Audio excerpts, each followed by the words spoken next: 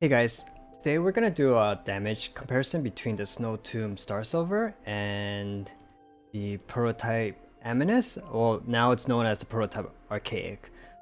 So the Snow-tomb has been a weapon that everyone's been waiting for, saying that it's going to be Razor's best weapon because it has a physical damage bonus.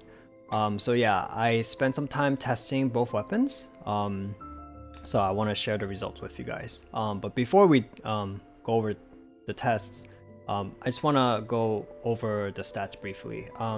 So as you can see here at level 70, both base attacks are at 429. And the difference is the substats. On this one we have physical damage bonus, and this is attack percent.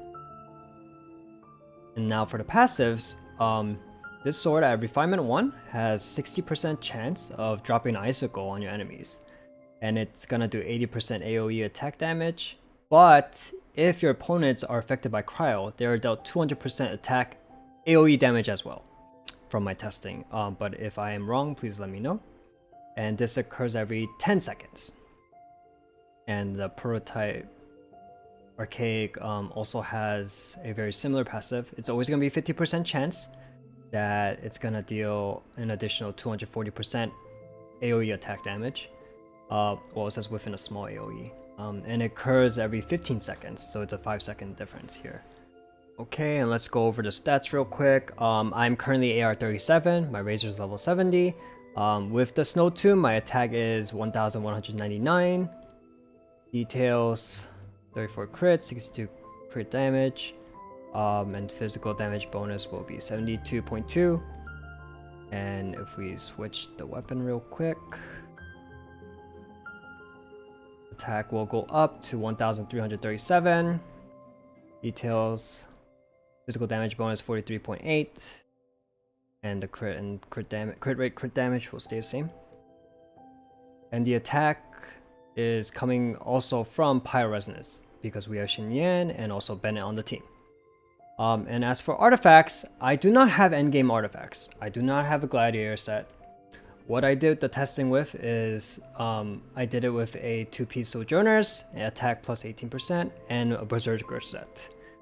These are mid-game artifacts, so please keep that in mind. Testing is done with these artifacts. There needs to be further testing with late-game artifacts as well, so please do keep in mind. The feather, the timepiece, and we're going to use a physical damage bonus cup, and we're going to use a crit rate helmet. For constellations, unfortunately my Razor's at constellation 0, and for talents we're at 444 right now. Okay, so let's do some damage tests with some Ruin Guards.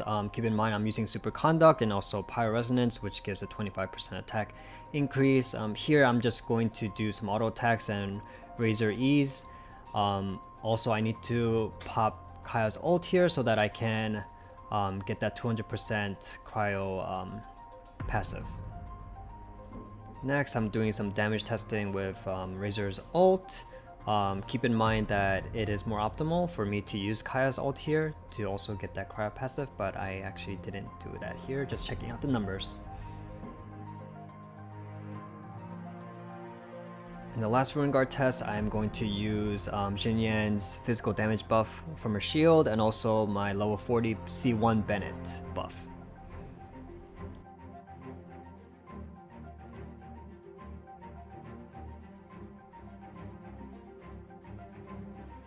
Okay, and so here are the numbers I got from these tests. Just keep in mind this is not a damage over time test, it's not a DPS test right now. I'm just showing what each hit can do for both swords. We'll do a damage over time test for the next test with the Electro Hypostasis.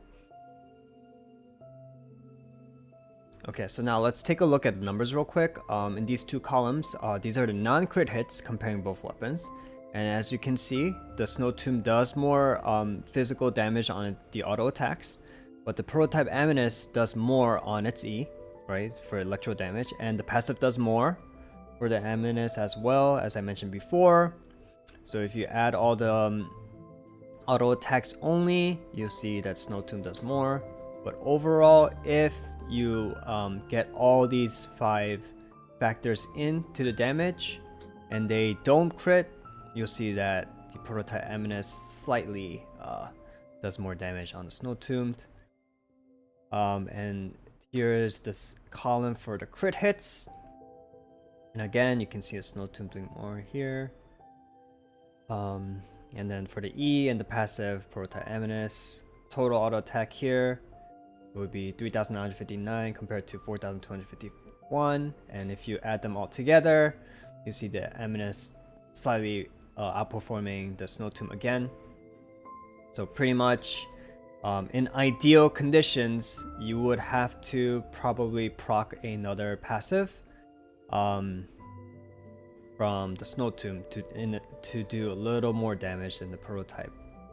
But you know, it always depends on what crits and what doesn't, so it's hard to say right now. But interesting enough though, these were under ideal conditions with the Snow-Tombed. But let's say it's not ideal conditions, right?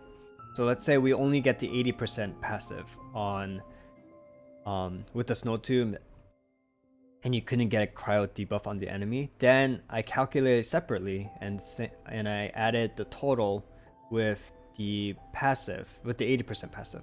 So you can see that the prototype can do 5,708 compared to 4,637. And just getting that cryo debuff within 10 seconds again, it could be difficult with the current cast of cryo characters right now. Right now, I think Chi-Chi or in the future Ganyu could probably help Razor get the 200% attack damage passive for Snow-Tomb, but as of now it could be a little difficult, so I'm adding, you know, the weaker passive in less ideal conditions for Snow-Tomb as well. So you can see that, especially in the crit side, that the difference is from 9,256 to 7,519. So yeah, and the passive is very weak here too if you don't get the cryo debuff as well, so just keep those things in mind. But damage over time though, I believe the Snow-Tomb in ideal conditions can slightly perform better than the prototype. And I'm just adding the ult damage, you know, the slight electro damage that you get. And as you can see, the prototype Aminus will do more electro damage compared to the Snow-Tombed. And again, later the scale is much higher, difference is much higher as you get better artifacts and as Razor levels up. So please keep that in mind as well. Okay, now this is where things get a little more interesting. The Snow-Tomb benefits a lot from setups and adding buffs in ideal conditions. So you can see the damage scaling with these buffs, and what you want to do is you also want to kind of compare with the non-buff hits. You can see the scaling from that as well. You can see that just in the auto attacks that, again, the Snow-Tomb is going to outperform. And this will be the case as you scale up again and level up. And I did not actually add Razor's E in total here because of Xinyan's physical damage bonus. I will add it if I scroll down a little bit right now, right? But you can see that the Snow-Tomb will slightly outperform, right, without the E. But, but you can see that although the auto attacks do more on the Snow-Tomb, it's always the passive from the prototype that makes the Snow-Tomb have to catch up with the prototype Aminus, as you can see here. And then, again, like I said, these are in ideal conditions with the 200% damage buff passive. But again, if in case you don't get the setup and you only get 80% passive, you'll see again that the damage is pretty significant once again. The differences here. So you can see the difference here like this. And also this is the 80% passive damage for the non-crit and for the crit. And then if you do add the E, however, you'll see that again, Prototype is going to do more on the elemental skill, and then total with the E and with the full passive, not the 80% passive here, you'll see again the Prototype will only slightly outperform the Snow-tombed. But again, keep in mind that if you're able to get another passive with the Snow-tombed, it will outperform it. So in ideal conditions, again, Snow-tombed is just playing catch up with Prototype's passive at times, but again, like under a 15-second window or a DPS window between 20 to 29 seconds, I can see the Snow-tombed indeed outperforming the Prototype, but not significantly in my opinion.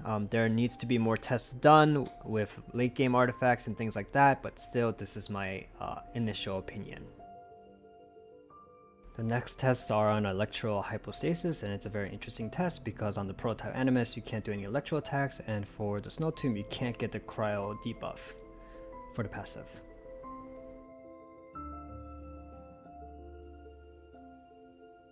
Okay, and let's look at the numbers real quick.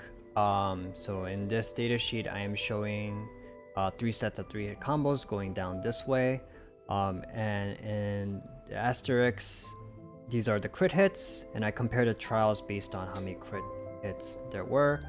So you can see here the total without the passives. You can see the Snow-tombed is outperforming the Aminus. However, when the passives are considered, the Aminus is outperforming the Snow-tombed. And keep in mind that this passive damage is the 80% attack passive, because we can't simply set up the 200% damage passive on this particular boss, right?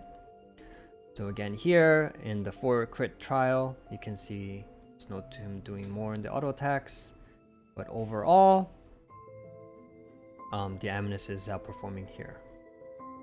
And again, there's a 3 crit trial here, and like that.